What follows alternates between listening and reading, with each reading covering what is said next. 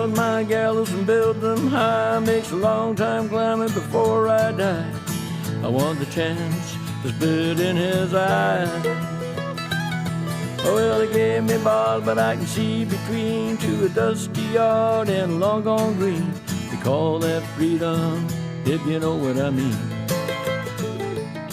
And I dry my sorrows, but the whiskey's gone. I'm sober as good.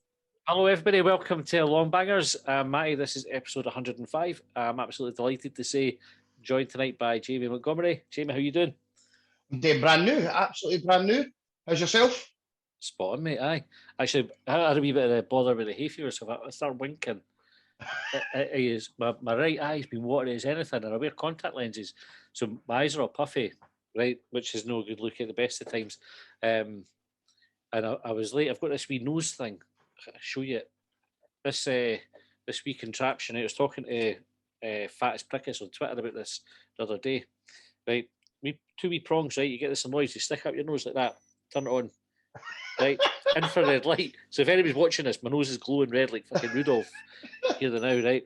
But what that does is it burns off the histamines in your nasal passage, right? So you didn't get the allergic reaction, but you need to start using it probably a couple of weeks before the summer comes in.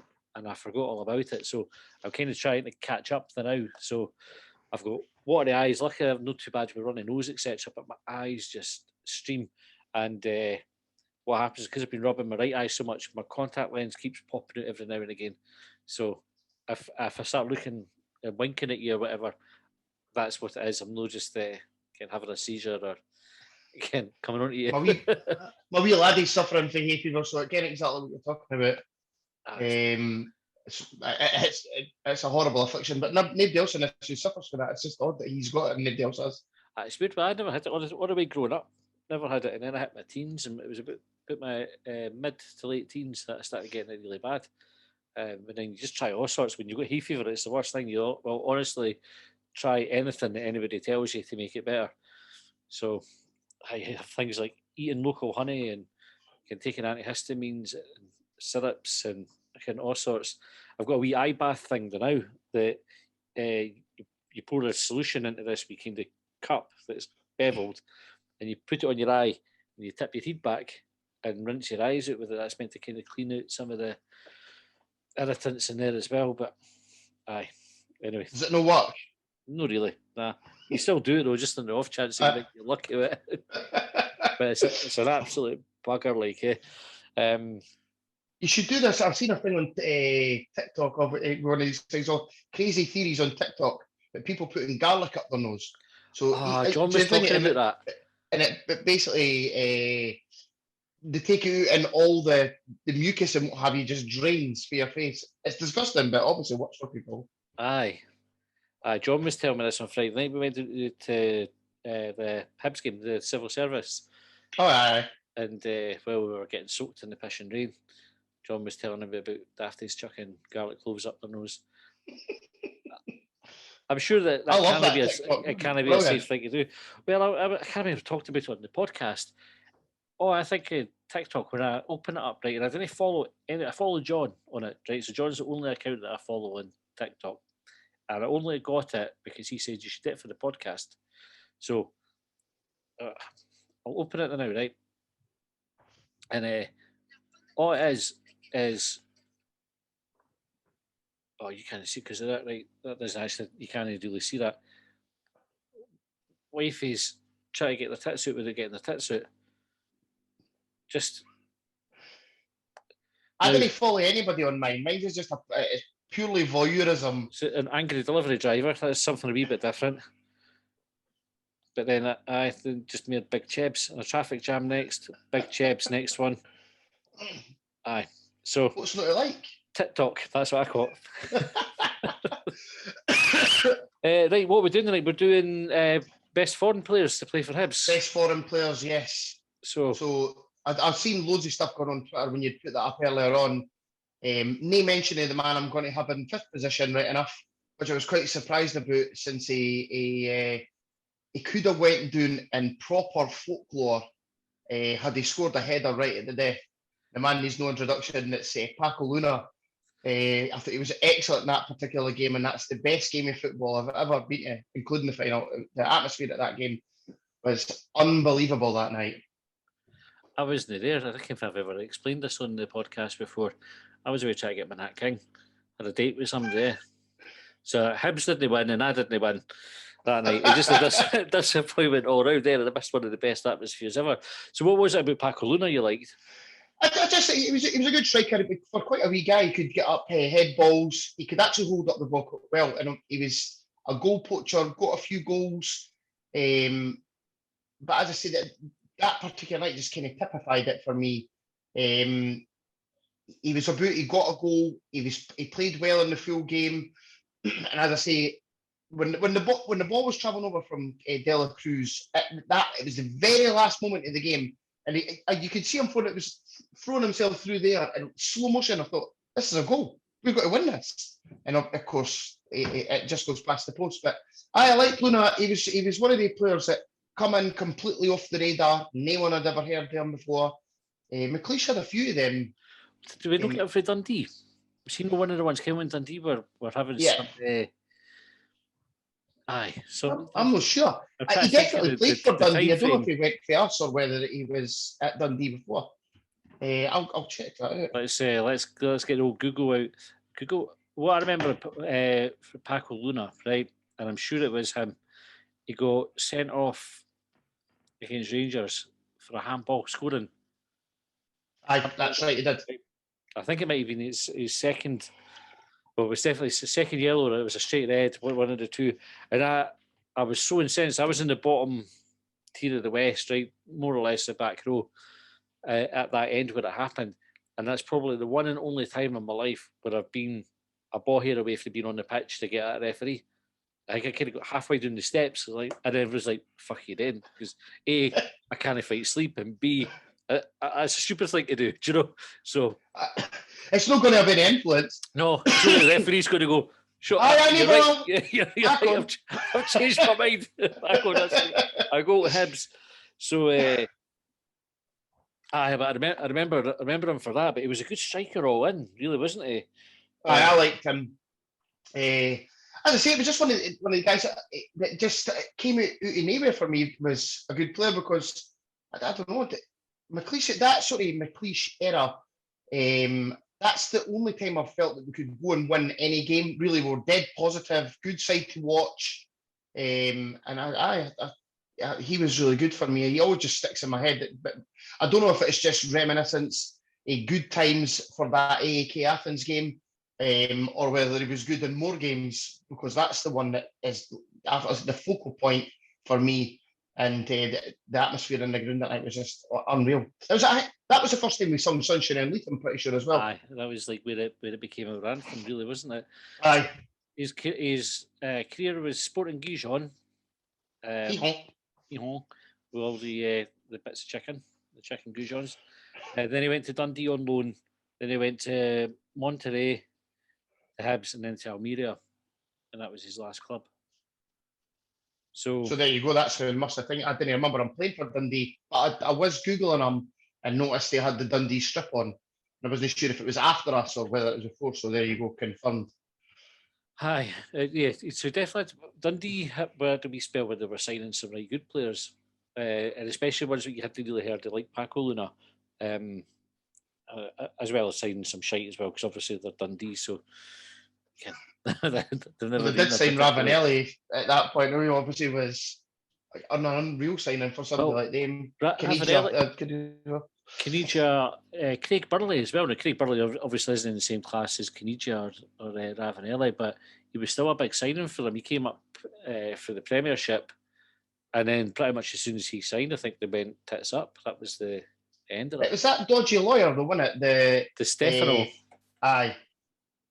He was paying the wages or something like that. Oh, fuck knows what, or wasn't he paying them? God knows. I think if only he came what the EBT was, he would have been laughing. He would have got away with it for years. Brilliant. So my number 5, I went for Rocky, for Marciano. I was when I was looking at the list, I thought it'd be good to have a keeper in it. And it's not a 5-a-side team though, you get that. No, I get that. But I actually thought Marciano's second, he's just signed for Feyenoord, and I don't think he would look out of place at that level. He was definitely... So for me, when I first started watching Hibs, with Alan Ruff, and then with Gorham, Leighton, and Budgie, who were all good keepers. I mean, Gorham and Leighton were exceptional. They're, a different level for anybody else. Marciano's the first goalkeeper, I think, since those days that has been close to that level. I wouldn't put him in the same bracket as Leighton or Gorham, but there were games that Marciano either won for us or kept us in it. Made sure we didn't lose. Totally agree. And we didn't have many. Andy Goram's the best goalie I've seen in the flesh. He was unreal. Jim Leighton, I think, was a really good goalie, but I think got more plaudits because we were a really shite side then, and he was like getting man of the match on quite a regular basis. Which really, in reality, is your goalie shouldn't be getting man of the match. No, in a load of games. But I do agree. I think Marciano's been by far and away the best keeper in certainly my adult life. Because I remember Ruff, and it was kind of just teenage years with Leighton and Gorham. But as I said, in the flesh, Gorham is easily been the best goalie I've ever seen. The Flying Pig was just unreal. I mean, the season after they'd gone to Rangers, we won the Skull Cup. I think my timing's about right here. So I was quite young at the time. And Kim, when you're wee, or still relatively wee, so early teens, and you shout something at the football, and maybe your voice isn't quite broken, but folk find it funny because a wee kid shouted it. I shouted, "Shows your medals!" Gorham for the old North Stand, which is like where the West Stand is now, like that at that end for the front of that, because we'd obviously won something he hadn't by that point. And it was like, hey, have a wee laugh. Anyway, I was at that game. I was at that game. That was I remember that game because I remember when Mickey Muir had the ball, and I'm like, hit it, just hit it. You can obviously just a perfect guided pass on to Keith Wright. Absolutely tremendous. That was a brilliant game. That I was just a bairn then. I remember going to school the next game day because it was either a Wednesday or Thursday night. I was midweek. I mean, I get to stay late to watch it. I was a bit at the game. I didn't get taken through, but I mean, watching it. I had it on the radio first, listened to it on the radio, and then the highlights would have been on that night to sit up and watch them. Right, so I've gone Marciano. Colin, who was going to be on, but he had to deal with something. He had Stokeston as his number 5. So we talked about Stokes last week, so I'll not go back on that. Who have you got at number 4? I've went with Ulrich Larsson. Again, someone that just come out the blue. I hadn't even heard him before, but I just thought he was cool, calm, collected, good on the ball, good in the air, good in the tackle. It was just something different. I don't think I've actually seen as classy a defender up until that point as I thought he was. Because he played left back for a good while for a stint rather than being centre half. I know he went so left back and left centre half is kind of where he played. Aye. And just I thought you said in shoulders. I can't remember who we were playing. I think it was Celtic. It was round about the time Bobo Baldy was playing. It was round one of his first games. And I just thought Larsson was just brilliant in that game. He just looked like he was there. I just perfect. Great signing for us. How many seasons did he play? Was it 3 or 4?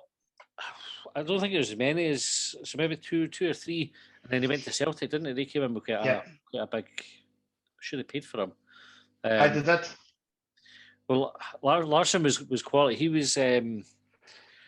So you obviously look at the era he came in and gave the McLeish side, and I'm sure we'll probably have more players for the McLeish side as we go through the top 5. So there were games where he stood out as the best player on the park. On a particular game, even though he had some proper competition in terms of quality on there. It's the same what you said about the opposition. So you're playing against Celtic Rangers. Larsson would cope with those games, no bother at all. Yeah, wasn't fazed by them. He had a bit of everything. He was like athletic, strong, good on the ball, brave, got forward, could defend.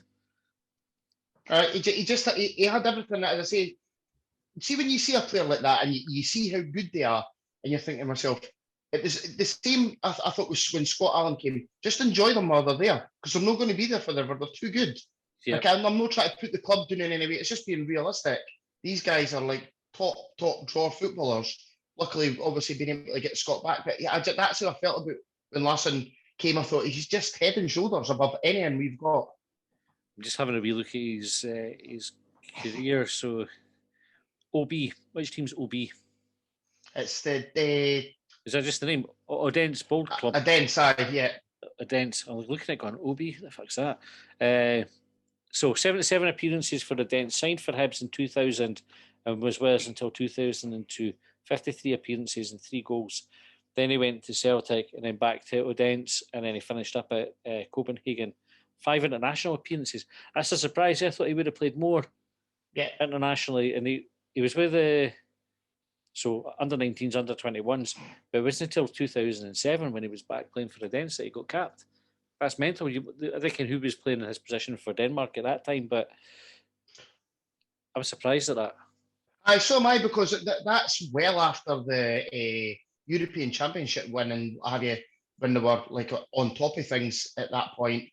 I don't know who would have been there, but I'm surprised they didn't get more caps than that. Absolutely, that blows my mind. 1.3 million is what Celtic paid for him, according to Wikipedia. And again, that's probably a good bit of business for Hibs, because we picked him up on a free, but good value for Celtic as well. 1.3 million. We had a supporters night, player of the year night or something like that at Easter Road, and he was at our table, Larsson and Nick Colgan, I think it was, and he was good banter on the night out as well. So I definitely would. No arguments we have on him in your top 5. My number 4 was Boozy. Yeah. And I'm thinking about it. You start to think about all the other players that have come in, like foreign players. Like you mentioned, Dela Cruz there as well. Like just as a throwaway when we were talking about Paco Luna. And then you start to question, maybe Boozy is that a sentimental one because he maybe wasn't quite at those levels. But Boozy came in again as an unknown. We talked about it on Thursday when Shortbangers about trialists that had get trialists who had come good for Hibs, and Boozy's name came up. So you think he came from Le Havre, signed for Hibs as a nobody, totally bought into the club. Yeah. He shone again in a really good team. So you look at the players that he had round about him, and Boozy held that midfield together a lot of the time, just in the way his range of passing, his calmness on the ball. He was strong and tenacious. Again, had a wee goal now and again. Absolutely, and it was more notable when he had got injured how badly we missed him, because he was out for quite a wee while, and you could notably see that we were missing Boozy in a big way, and everybody was wanting him to come back. Remember, he had the thing about he wasn't got to cut his hair for some reason. That big perm. Fuck, what was the reason? Because his perm was quality. I think it was maybe like until his kid was born or something along those lines. I remember that because it was where we were playing. I think it was maybe at East Fife, and that was when the first everybody had seen of it. I was like, what the fuck is Boozy doing? But Boozy was quality. He's not made my list, but I did toy with him because he was a standout performer for us, absolutely. Aye, and definitely somebody who took a right shine to the club, as well as the fans loved him and he loved the club. So, aye, I'm quite happy I've got him in. He's probably no technically one of the best foreigners that I've seen play for Hibs, but for emotional reasons, I'll keep him in. Number 3, who've you got for at number 3? I've went with Zamama. Just absolutely class on the ball. Just could do anything. He was one of the most exciting players that I'd seen at that point with Hibs. I thought to myself, this guy, how have we ever actually been able to get him? And I remember even at the time when they were trying to sign him, and because it was Mowbray that signed him, wasn't it? Yeah, Mowbray brought him in. And he had said to Benji, "Oh, we're trying to get Mera and Zamama," and he went, "No chance. There's no way you'll get him. He's too good." And then he signed, and you could see that first game he played against Celtic at Parkhead, he was absolutely outstanding, and loads of games against various different teams, including the Merricks. I just thought Zamama was. I like watching passing football, moving quickly, getting the ball into certain areas, a wee bit of trickery, a wee bit of magic. I love it. That's why I watch football, and he had that. He had that in abundance. He was like an off your seat player, wasn't he? You know, when he got the ball, and Hibs have had a few of them over the years, but you can, if he got the ball in the final third, folks stood up because they were anticipating what was coming next, and he had to. He was tricky. That was the kind of the thing about him, and a great reading of the game, especially the attacking. Like he would spot a pass that maybe nobody else would spot, or he would just do something like drop the shoulder and create a wee bit of space. Quite similar in a lot of respects to Latipi, about how Latipi could beat a man. But Zamama, I think, had a wee bit more trickery about him. Who was the team we signed for? Was it Raj Casablanca? Was that who he went to?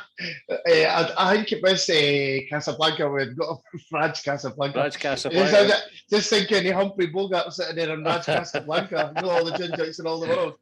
I think it was that. But even that goal he scored against Hearts, he's took his time, rounded Gordon, scored the goal. I mean, that takes some balls to do that in a derby. Aye. And he was absolutely tremendous. Raj Casablanca, I think he's right. So he started his career at Shabab Tabrique. Then he went to Raja Casablanca, then Qatar SC on loan, and then Hibs picked him up. 77 appearances for Hibs. Then Al Shab on loan. Middlesbrough, I forgot to play for Middlesbrough. Yeah. And then he went back to Raja Casablanca, and then finished with Wydad Tamara. No idea where they are. It was funny because you had him and Benji, and they both were good. Like I think Zamama was a better player than Benji was, but they were both good, and especially together they had a good link up. And you kind of wondered why Hibs did they tap that market more. I know, but one thing that did annoy me when they were playing, because they were great players, but when they were fasting, they were notable kind of, it was like important moments of the season. And I know that's the religion and stuff like that, but you were like, oh, no, you didn't be playing, and you're looking at Muslims within the English market, they're playing. I'm like, how are they playing? And these guys aren't. But it was just one of these things, and there were huge misses for a team like us, taking two important players out like that. And then he was away for a year getting married, wasn't he? So. Aye. It was mental with Zamama as well. So the 2007 Cup final, he was on the bench. Like, you think how good that team must have been if you're keeping Zamama on the bench? Yeah. For it. And Benji played, obviously, that was proved right to do that. But he was my number 3 as well, Zamama. I put him in there because he was different class. I just love a player that can turn a game or do something that gets the fans off their seat. Like if you were at the game at East End Park where I'm sure he set up a goal, we backheeled it. It's like a big ping ball got pinged across. Yeah, I was there. I'm sure. My favourite thing about that game was that was a highlight of it. But there was a boy at the back of the way end, obviously where we were all sitting, that kept standing up, and the steward kept coming up to him and telling him to sit down. And he would say, if I could have a wee argument about it, sit down. Steward would walk all the way down the stand again, or he would stand up. The steward would come all the way back up. And eventually the steward got pissed off with this, so takes the policeman with him. So the policeman comes up and says to the boy, you need to sit down or you're getting chucked out. He goes, all right. He sits down. And as the policeman and the steward turn around to come down the stand, all you hear is, stand up if you hate the Hearts. And the whole stands up. He's just shaking his head, going down. Quality. Oh, football. Moments like that in the football, that's what you miss with COVID and watching it at home. You didn't get that kind of nonsense going on.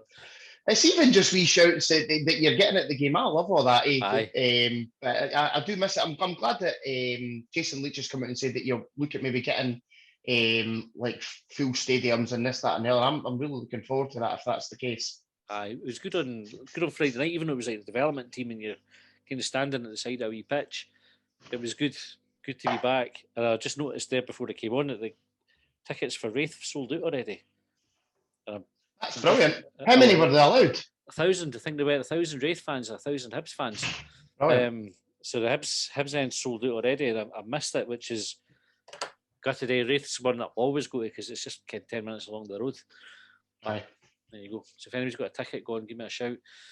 What is the date for that game? I know it's a testimonial, but what date is it? Oh, good shout. It's a week tomorrow, I think. I'm away anyway, but that's fine. Just hopefully we're building up to the European games. Aye.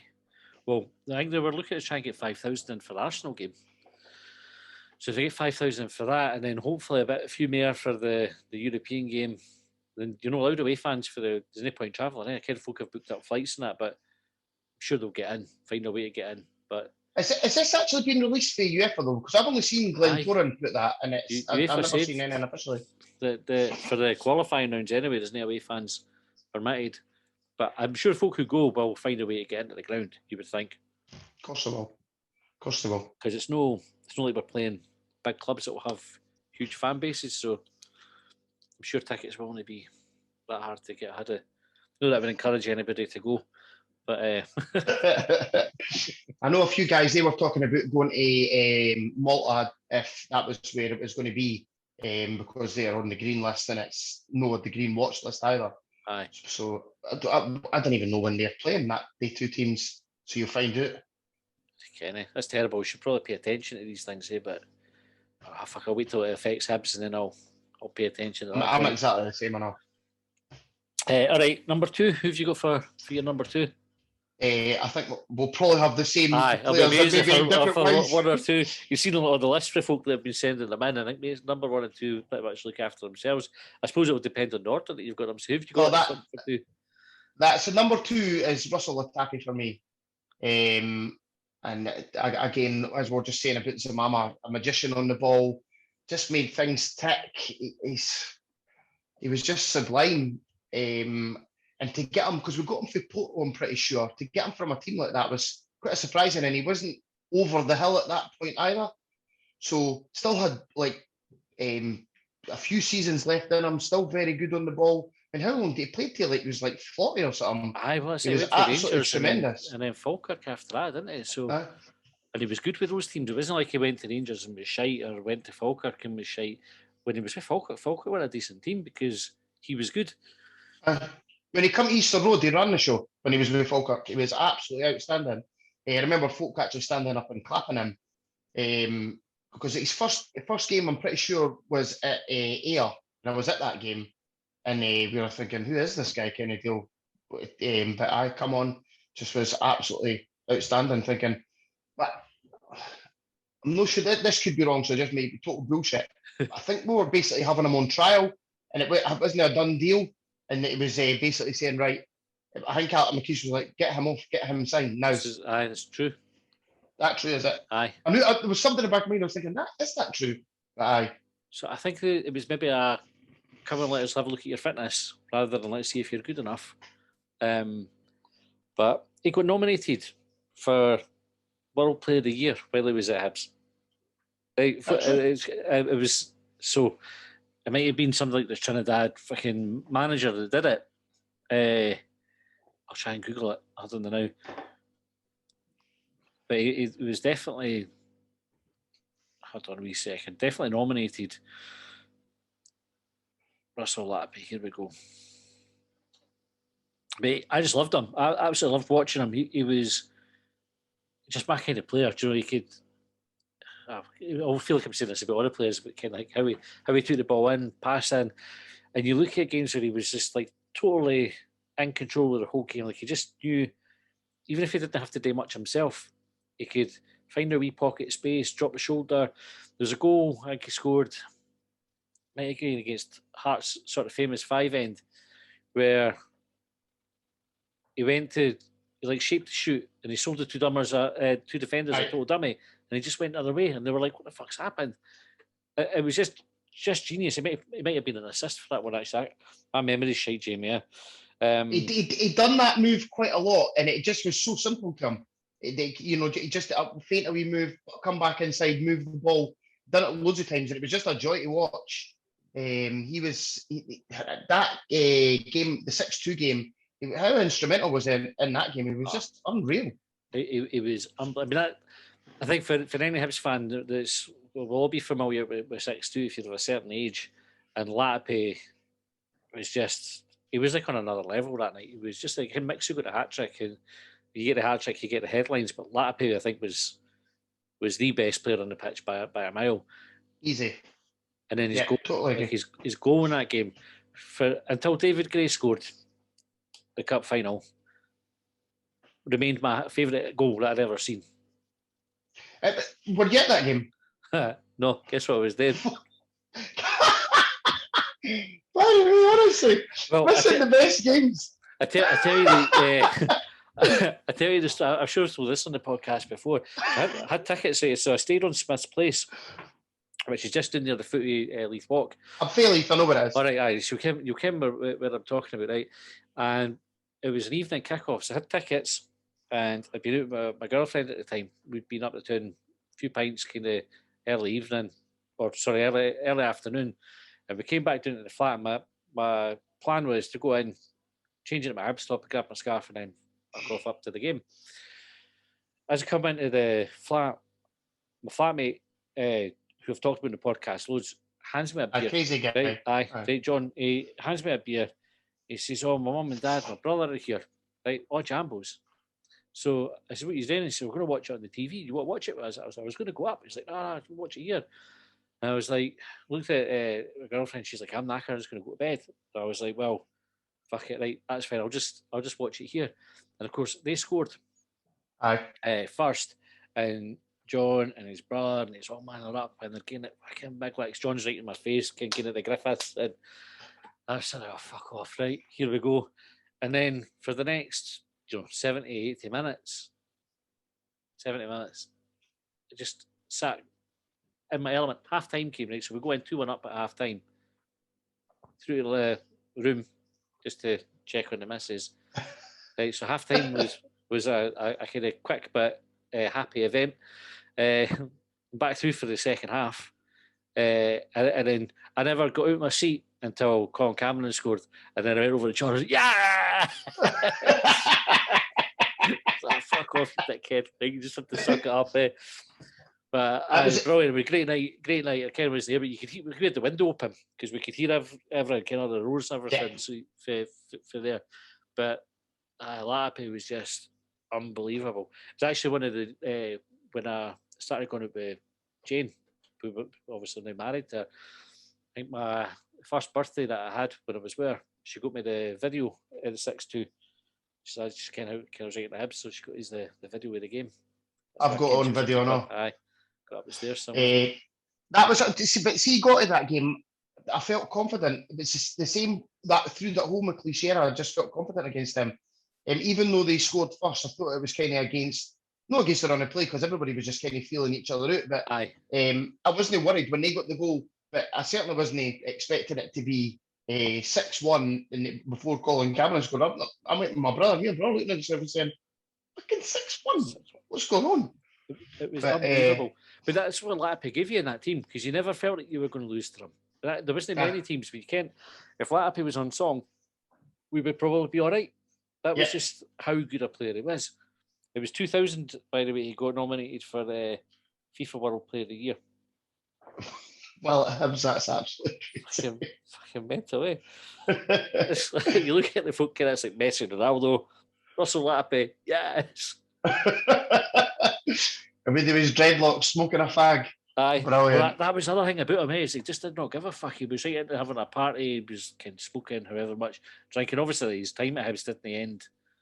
That cup final, he was massively missed. I think it's the old saying, "Cut off your nose to spite your face," and I think that definitely was when McLeish just was. You have to let him play. You knew he was leaving, just let him play. Aye. I care it's with hindsight because you feel you have to do the right thing. Certainly, it's like I'm a manager, and you have to do the right thing. And sometimes it's the right thing's not the popular thing or the thing that was going to get you the success. And I bet you, with hindsight, McLeish wishes he played him. Yeah, He just came up. We'll just forgive it. And probably the players who would have been pissed off with him at the time would have forgiven him if we had a chance of winning the cup. Ken, if you. But I know what you're saying, but see, because that all blew up because it was in the papers, because Dwight York was with him. Had Dwight York not been in Edinburgh and Russell was out bevying, probably most weekends doing that, aye, and then nothing was said about it. It just was, and McLeish should have known all that as well. Just think, all right, it's been in the paper, he has to apologise, etc. But that was a massive game because we hadn't been to the Scottish Cup final for I don't know how long. That was certainly my first one, and obviously we took an absolute doing that day. But it was just a big loss, and that just seems to typify him. We always seem to be have someone out injured, or there's someone having contractual talks or something along the lines, and always kind of a wee bit of a sob story when it comes to something like that. But that certainly was huge, because I think the every final that I've been to with Celtic, we've been humped. Aye. The 2000, right? This is who won it in 2000. I'll give the top three. Zidane was the winner for the World Player of the Year. Luis Figo was second, and Rivaldo was third. And none of them could lace his boots. Nah, that's it. They all wish they all had Russell Lappy pajamas. Aye, it was some boy. You wish his time at Hibs had ended better. That's probably the only thing with Lappy. You maybe could, like, if it had an extra couple of seasons at him, and he would have been fine. And Rangers ended up getting him with an absolute bargain. Yeah. So, right, number one. Which Frenchman did you go for? Can only be Mr. Soze. But what I will say about Soze is, and again, I'm sounding like a proper anorak here. Was it that first game as well? Is it Brockville? And it was the old Brockville. He started, and I've got to say, I'm not sure that had Frank been forced or told to play in centre midfield, he would have become the hero that he actually did. Because it wasn't until he actually moved back to sweeper at centre half that it was like, we knew, you could see he just didn't have the legs for midfield. Aye. Still a brilliant midfielder. Didn't get me wrong, I'm not taking that away from him. But when he moved to the centre half position, he was just outstanding. But that, because you could see that the legs were just weren't got to carry him through. But what a player! Everything, absolutely everything. Passing, defending, leadership, everything. Just everything. Legend. It was kind of what we christened him like God, and still, this is like the thing. If you young ones, this will be like the equivalent of us hearing about Stanton or Turnbull or whatever. Young ones, when they hear us talking about Soze, they'll think, oh, "Fuck, you're exaggerating," but it was that good. You know, he just dominated, and again, even though his legs were gone, his brain was fucking 3 or 4 yards ahead of everybody. It was just outstanding. I don't think I've ever been in awe of a player as much of that as, you know, when I've been at a decent age. Obviously, when you're wee, you're in awe of every cunt, like, but as an adult, just being fucking, oh my God, look at this man! Like, I absolutely adored him for how he played. I'm exactly the same. And see what you're talking about, that being a few steps ahead of players. Keegan Parker at that time was a big deal at St Johnstone, and everybody was raving him. He's got to go and do big things. Obviously, that didn't materialise for him. But the ball was coming down with snow on it at Easter Road, and Frank's like up to take a header. So Keegan Parker's kind of thing, Frank's just did it in one movement and moved away. Keegan Parker's list. Honestly, it was beautiful. But he'd done that loads of times. And the fact that he bought into the club, you know, got on well with so many of the fans, lost all his teeth for the club. Aye. It's just can't ask for better. The guy was just unreal. How's that? The total folklore with Soze, with like losing his front teeth with the scoring against Hearts. I mean, it's about the limit of things you could do to endear yourself to a support. Score against Hearts and take out some teeth, and then no give a fuck that you've lost the teeth either. Can you just get up, get the wee clenched fist, run back to the halfway line, and just get ready to go again. What a man!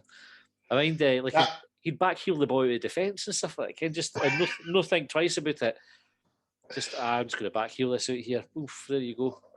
What a joy! In that Athens game as well, because he was brilliant in that game as well, and he had to go if he had an injury, and you could see it was physically annoying him and upsetting him. So he's come off and he booted the dugout on the way past, and raging that he had to go because he couldn't carry the team into the final sort of 15 minutes or whatever it was, because he was just that type of person, just completely bought into it, and everybody loved him. There's no person who's seen him play who was a Hibs fan who doesn't hold him in high regard. I know there's some people at the club maybe don't think him because he's no come back or anything, but he's my George Best, as you were saying. Aye. He's everything that I wanted from up there, and he was just unreal. The smashed dugout, Hibs kept that smashed for ages, and as a kind of wee, well, it might be because they were too tight to fix it because of it being the Hibs, but it was like, sorry, just in recognition of him, just to kind of keep that as a wee memento. the smashed dugout bit was kept there. I mind we had a pre-season game against Middlesbrough, and Susie leathered the ball. It hit one player, knocked him down, and the ricochet hit another player and knocked him down. That's how hard he could kick a ball. It was like fucking Skittles, man.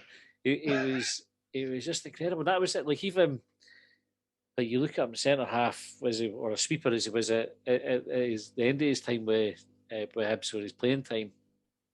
But when he went forward, he had a great diagram. You look at the Millennium Derby, the goal he scores and that, where he's just like, you see him running onto the ball, just like, get my way. Aye.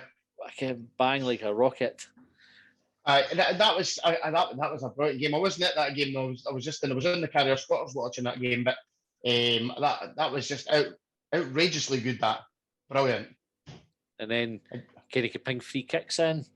Again, he would just run up and just. There's some players who could kick a ball hard. Susie was one of those players who could kick a ball hard, kind of like Alberts and that played for Rangers. Susie was on that level of just going, fuck, I'm just going to leather this. And the ball stayed hit. I'd love to be able to hit a ball like that. It's not just a wild hit. Ken, it was accurate. He knew where it was going.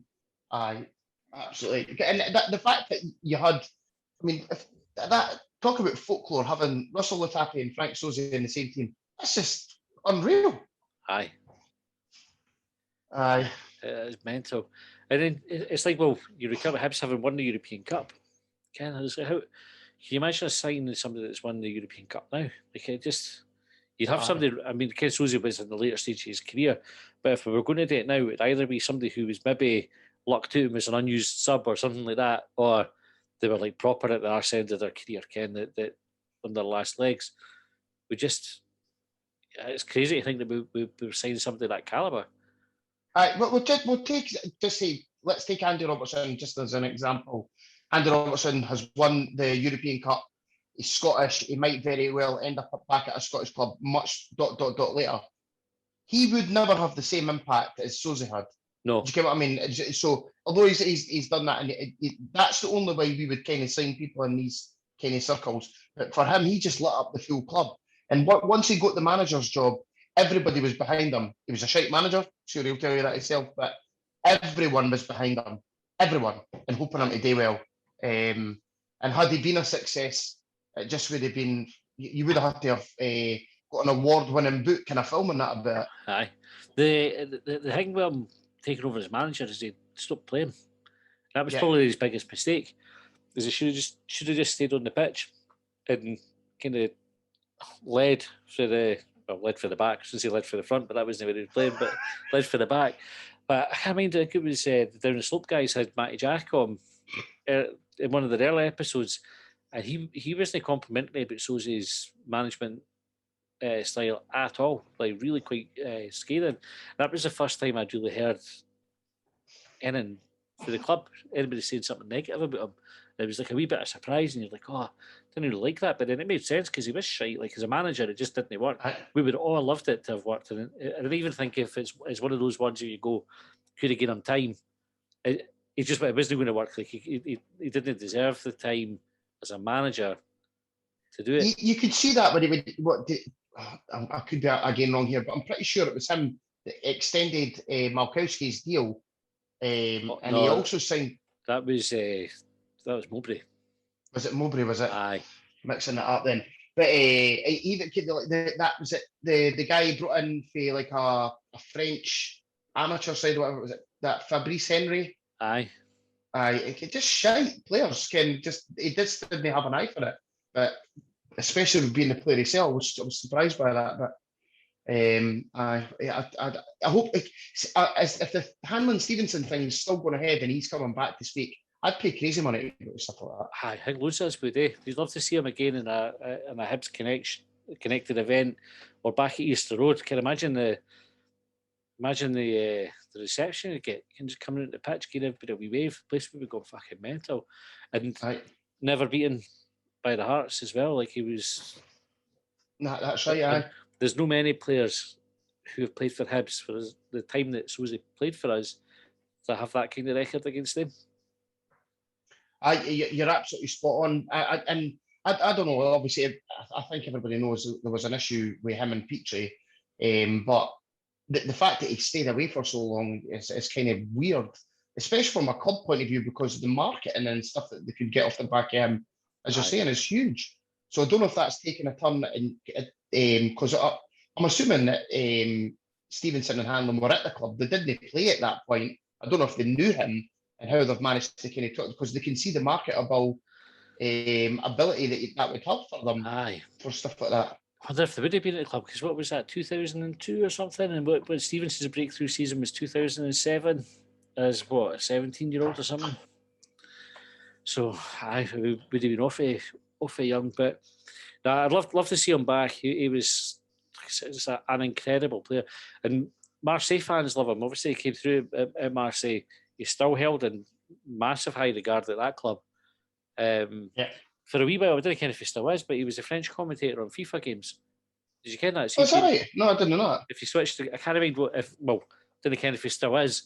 But for a number of years, if you switched over to the French commentary, you got Frank Sosie doing it, which again shows you the was in the profile team that he beat Rangers, wasn't he? Aye. And that European final, but that scored against them. That's right.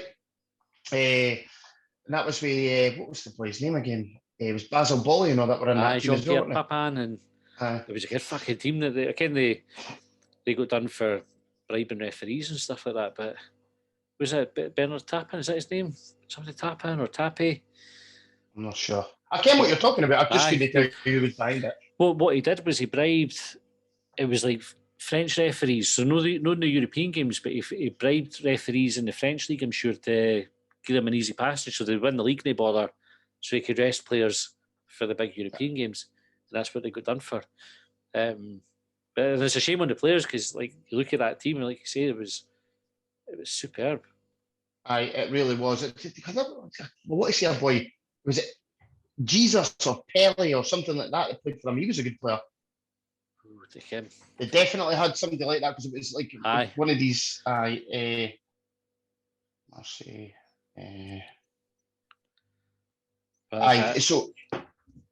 So for years, I got Sosie in the back of my shirt. Even for a long time after he went, number 4 and Sosie would be on the back of my shirts until you got priced out to put names on the back of your shirts, because it's fucking ridiculous. I was just like, I'll deal with it.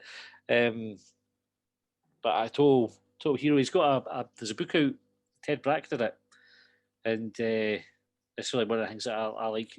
There's a wee bit where he'd gone to fans on Hibs.net and asked for input for the book, and I've got a wee line in it. So in the Frank Sosie book, there's a wee line for me amongst loads of other folk, obviously, but it's a wee claim to fame. Quite happy with Absolutely. that. Aye. What's your favourite Sosie moment? My favourite Sosie moment is the one with the teeth. Absolutely. It was just a monumentous moment. I remember it was a brilliant goal.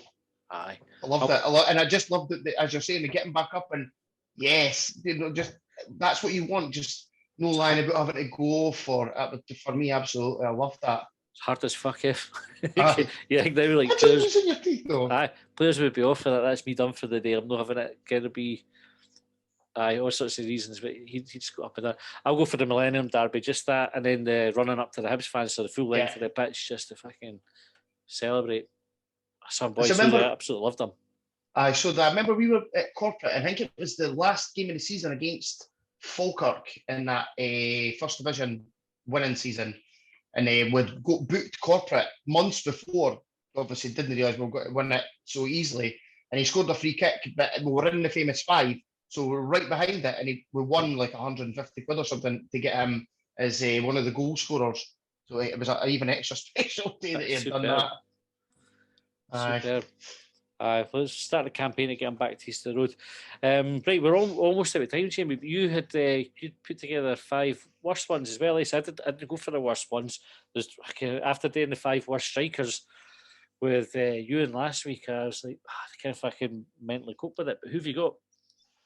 Well, I've got. I was hoping John was going to be on because Josh Fella's in this troop. I can tell you that much. We were talking about Josh Fella, me and Josh, my son.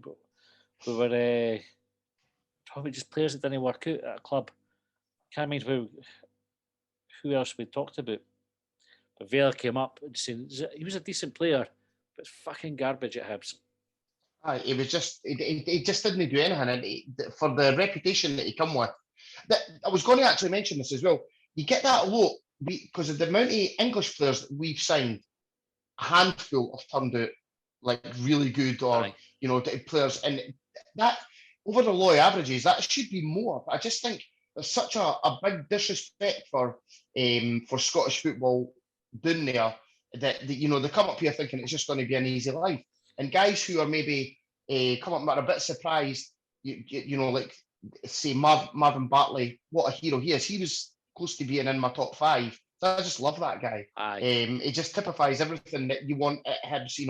He was amazing throughout his time with us. But you could, how many Marvin Bartleys have had? You know what I mean? But I mean, if it was Colin said it last week when we were talking about some of the players like the 2012 Cup final team, and it was boys who thought they were doing us a favour by playing for us. I know, like Bartley never ever looked like he was doing us a favour. Bartley looked like, I want if I could play for this club. Kenny was proud to be here, privileged to play for us. It's a total different attitude, and that it's reflected on the pitch. So the boys think that it's just a stepping stone. I'm only here for a season because my club are want to give me some experience or whatever. I'm too good for this league, or they think they're going to fucking stroll. Kind of your Joey Bartons. I think they can come up to Scotland and just fucking stroll the league because it's shite. They get found out very easily and quickly. Yeah. So I'll not go through each individual one, but I'll go through the ones that I've written down. So Jakovis, utter piss. Zibi Malkowski, Paku Jabi, the Tank, Hakim Sartem Suri, and Edwin de Graaf. Oh, fucking de Graaf. De Graaf, he was Hibs scouted him for fucking ages, by the way. Right, which is a mental thing about it. I mind somebody had somebody put his picture getting shown around Easter Road on Hibs.net. I'm sure it was ages before we signed him, and folk were trying to figure out who it was. And it was Edwin de Graaf. But Hibs had been after him for a long time, went and done all the homework on him and all the rest of it. Fuck knows what they saw. I just, kid, it's like, did they have a twin? Or was somebody wearing his shirt number when they went to watch him? Like, did he because he was fucking hopeless. They don't miss 2 sitters against Rangers in a game. I watched these YouTube highlights when we signed him, and even then I was like, what is this? They weren't even like, oh, that looks amazing, and these are highlights. He's highlight reel. It's just me. A mental signing that was. Malkowski, there'll no be. I don't think you'll find a foreign player held in less high regard, lower regard. How would you word that? In lower regard than Zibi Malkowski. He's universally disliked by Hibs fans. Maybe Matt Doherty's in that kind of ballpark, but see, Matt Doherty. Listen, what happened there? Take away that aside. I mean, he was shite in that final, but there was games that he played for us. He was brilliant. Doherty was a good player. It's just there was actually I thought the boy Franco that we had at the same time was better than him. George Franco, George Franco, but obviously they went on their very different careers. But Doherty, if he just shut up and no said anything after that cup final and no pissed folk off, I think he would have went back down south. The folk would have just went, he was all right when he was with us. And just remembered him like that. But because of what he said and everything, folk were just like, fuck you dick. And quite rightly so. You can't be saying that after a cup final when, emotions are raw. But it's a strange one because he had some really good games for us. A decent player. Right, so just before I wrap up, I sort of said who Colin had at number 5 and then forgot about the rest of his list. So just because he went to the effort of putting it through, I'll read out who else he had. He had Stokes at 5, Liam Miller at 4, Rocky at 3, Boozy at 2, and Zamama at 1. So he was like trying to go for a wee bit. He didn't see so much as Susie and Latape, which is why he didn't include them. He says everybody's going to go for them anyway, so he went for a list of players that he'd seen. Which is fair enough. Aye, absolutely. And a good list there as well. Just saying Rocky, remember Craig Rocastle enough for the season that he was with us. He was really good. What was funny about that is everybody was desperate to get him back, Rocastle. And he went back to, it was Chelsea we had him from, Yeah. sure he was going to make it. I'm sure he was like, I've done brilliant up here. When I go back down, I'm going to make a breakthrough, and it just never fucking happened. And Hibs fans, we pined for him for a wee while. You need somebody kind of in that sort of role. He was a cracking wee player. I think where he ended up in the end, but. No, because there was always rumours, like how many different rumours of players coming back as they've been over the years, but he was always one of them as well that was going to be a standout, and then it just never materialised because he got released to Chelsea, and he went to some other no-mark English club, I think. Aye. Is what it is. That's it. Fucking regret leaving the Hibs, eh? Folk need to learn with a good club, eh? You can appreciate it when you've got it. Could have been a star. It could have been, we could have been Saturday in our top 5 and he could have been on our list. That's as one of the top 5, and instead he just went to English football obscurity. Right. What more glory could you want, eh? Exactly. Doesn't it get better than this? Jamie, thanks very much for coming on. I really enjoyed it. It's good talking about things like I say, because you remember all the good things, and it's nice to reminisce. We'll be back on Thursday with short bangers, so if anyone's got any Raj questions, and again I'll say it, they didn't need to be football related. Actually, the less football related ones the better, because they kind of disrupt our flow. I think when we actually have to think about a proper answer to something. So send in all your Raj questions. We'll have short bangers on Thursday, and then we'll be back again on Monday with another top 5. Jamie, just before we go, you were talking about triple fried chips, how there's no burnt. Oh, aye. They're no burnt because you do parboil them, like you were saying, and then you freeze them for an hour, and it creates cuts in the chips, and then you fry them for 15 minutes, take them out, put them back in the freezer, and this causes more, the dryness for the freezer pulls out the moisture, and you fry them again. That's how they're crunchy on the outside and soft on the inside. There you go. It's like QI. Like I've been saying it all along. Right, on that one, we'll wrap up. Thanks for listening, folks. We'll catch you next time.